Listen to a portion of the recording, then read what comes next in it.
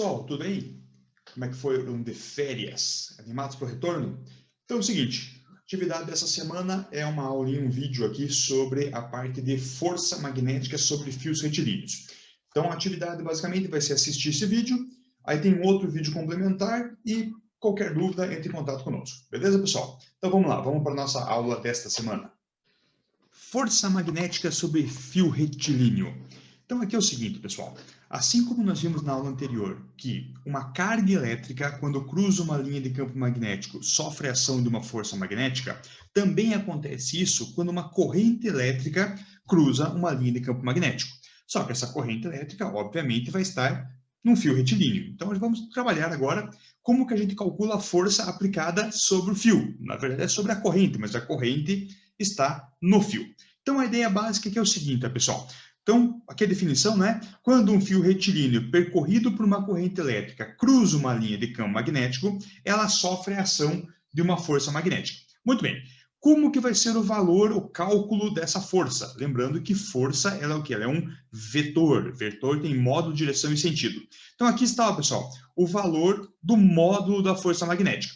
Então, essa força magnética ela vai ser dada, né, o módulo da força, pela multiplicação do B vezes o I vezes o L vezes sin de θ.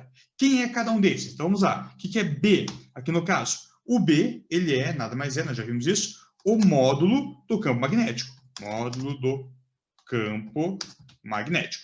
Então, beleza. Tá aqui, você vai medir isso aqui em Tesla. Então, tranquilo, você simplesmente vai lá, pega o módulo do campo, está resolvido essa primeira parte da conta. Quem que é o I? O I é a corrente elétrica. Corrente elétrica. Nós já aprendemos, isso aqui você mede em ampere. Tranquilo. E o L? O L, aqui tomar cuidado, tá, pessoal? O L, ele é o comprimento do fio, tá? E ele tem que ser medido em metros. E o seno de θ, o θ é o ângulo, quer ver aqui, ó? Aqui eu não tenho a letra θ, então vamos ter que escrever aqui, ó, ângulo θ, ângulo θ. Ele é quem? O ângulo entre o vetor B, que é o ângulo θ. Vamos botar bonitinho, né, com acento aqui, ó. Ângulo θ, tá? É o ângulo entre o vetor B e o vetor, aqui no caso, seria o vetor V, tá? V da velocidade. Mas no caso aqui, né, então vamos fazer assim, ó, vetor B e a corrente elétrica. Professor, mas espera aí, você está falando que é um vetor? Não, não é isso, não. É que é o ângulo entre a velocidade, tá? Que a velocidade é um vetor. Mas no caso aqui, né, você não está trabalhando em função da velocidade, e sim em função da corrente.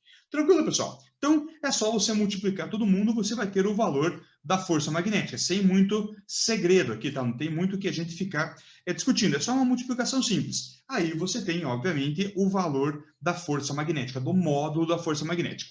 Perfeito, pessoal? Então, módulo resolvido. O que mais que precisa fazer aqui? Bom, a gente precisa do seguinte, a gente precisa também encontrar onde que está a direção e sentido, né? Então, precisamos saber a direção e o sentido da força.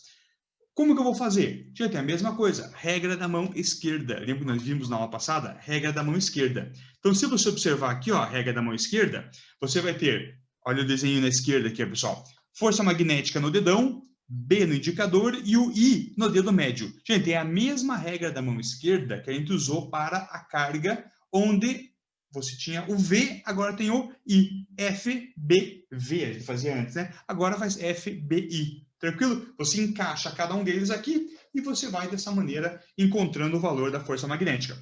Observem aqui esse desenho.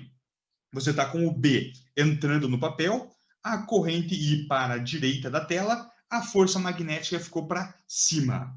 Tranquilo, pessoal? Beleza? Assim que a gente monta esta questãozinha aqui, essa direção e sentido. Vamos fazer mais uns exemplos aqui. Aqui, pessoal, eu vou deixar a tela grande para que vocês enxerguem bem e eu quero que vocês façam em casa junto comigo aqui, tá? Para a gente não ficar, não fique olhando para a mão e fique tentando fazer junto, só me ouçam aqui. Ó, o que eu tenho nesse caso? Nesse caso aqui, acho que é um exemplo só, né? Nós temos o valor do campo magnético. Então aqui, ó, nós temos o B, ele está entrando na tela, beleza? E nós temos a corrente I para a direita. Tranquilo? Isso que nós temos aqui. Nossa, entrando com N, ficou ótimo, né? Aqui, ó, B, entrando na tela e para a direita. Perfeito. Para onde vai ser a força magnética? Gente, acompanhe comigo. Façam lá aquele triedro da aula passada, tá? F no dedão, B no indicador e no dedo médio. Coloque o seu indicador apontado para dentro da tela, o teu dedo médio para a sua direita. Você deve ter encontrado o seu dedão para cima. Então, se você encontrou o dedão para cima, é porque a força magnética é para cima. Aqui está a força magnética. Força magnética. Ela é para cima nesse caso. Tranquilo, pessoal? Entenderam o raciocínio aqui, ó? Então, dessa maneira que a gente calcula. Só você observar e fazer com calma que a gente vai encontrando. Vamos brincar com mais um aqui. Vamos para o próximo. Aqui, ó. Mesma lógica. Vamos lá. Vamos primeiro escrever para que lado está cada um deles. Então, aqui, ó. Campo magnético B. Ele está saindo da tela. Saindo da tela. Vai ter que fazer um malabarismo aqui para você poder encaixar o seu dedo. Tá? E, neste caso, a corrente ela está para baixo. Né? Está ali a corrente em verdinho. Então, vamos lá, pessoal. Mesma coisa. Faz o triedro. Aula passada, já vimos, para encontrar a velocidade. Força no dedão. B no indicador e no dedo médio. O teu B está saindo da tela, então aponte o teu dedo indicador para você, saindo da tela, para você. Beleza? Conseguiram? Dobra um pouco o braço, aí você consegue. Lembre que é a mão esquerda, né? Agora, o dedo médio, que é a corrente, tem que ir para baixo. Tá? Ó, o dedo indicador apontando para você, o dedo médio ir para baixo. Se você fez tudo certo, o seu dedão está apontando para a esquerda. Então, é aqui para a esquerda que nós teremos o valor da força magnética. Aqui, ó. Força magnética, ela está para a esquerda. Força magnética. Tranquilo, pessoal? Assim que você calcula nesse caso. Aqui uma coisa importante, tá? Lembra que a gente discutiu lá quando a gente viu corrente elétrica, que a corrente elétrica convencional ela é dos portadores positivos. É por isso aqui, ó, porque a regra da mão esquerda vale para carga positiva. Então, você sempre usa o valor da corrente convencional. Tranquilo, pessoal? Fácil, né? Tranquilinho, dá para resolver tranquilamente isso aí. Muito bem. Professor, mas para que serve isso aí? Bom, uma das aplicações é no motor elétrico. Então, todo motor elétrico que você tem na sua casa, qualquer equipamento que tem um motor, né, o liquidificador, sei lá, tem inúmeros aí na sua casa, que liga na tomada e ele gira alguma coisa, ele é um motor elétrico. Esse aqui é um desenho bem simplório de um motor elétrico. Mas, basicamente, como é que funciona? Você tem ali como se fosse uma bobina, tá? E dentro do motor tem um eletroímã, né? Ou pode ser um ímã de verdade ou um eletroímã. No caso de motores de equipamentos elétricos, são eletroímãs, tá? Aí o que acontece? Você tem um campo magnético ali e tem aquele fiozinho amarelinho ali com uma corrente elétrica que está passando dentro do campo magnético do eletroímã. Aí o que vai acontecer? Vai gerar uma força. Só que olha que coisa interessante aqui, ó. Deixa eu mostrar para vocês. Se você observar, quando você olha a força, ó, aqui é o torque, né? Ó, tá aqui o torque. Tá? Sabe por que é torque e não força? Porque torque é a força aplicada num braço que faz ter um giro. Veja que o torque neste lado esquerdo da bobina é para cima e no outro é para baixo. Isso faz com que a bobina ela gire. Então aqui ó, você vai ter essa bobina girando para cá. É isso que faz girar. Tá? Você tem ali em um lado um torque para cima, no outro um torque para baixo. Né? Quando girar, vai ser um torque para a esquerda e um para a direita. Vai ser sempre torques contrários. É um torque de binário que a gente chama aqui. E isso faz com que tenha uma rotação de um motor elétrico. Eu vou colocar para vocês também, anexo a essa aula, um vídeo tá, explicativo do funcionamento de um motor. Lá está o desenho animado, está mais bonitinho da gente visualizar. Mas basicamente é isso aqui, a montagem de um motor. Tranquilo, pessoal? E por último, para a gente fechar a aula de hoje, a parte da força magnética entre fios. Aqui é o seguinte, ó, eu tenho duas situações. Situação A e situação B.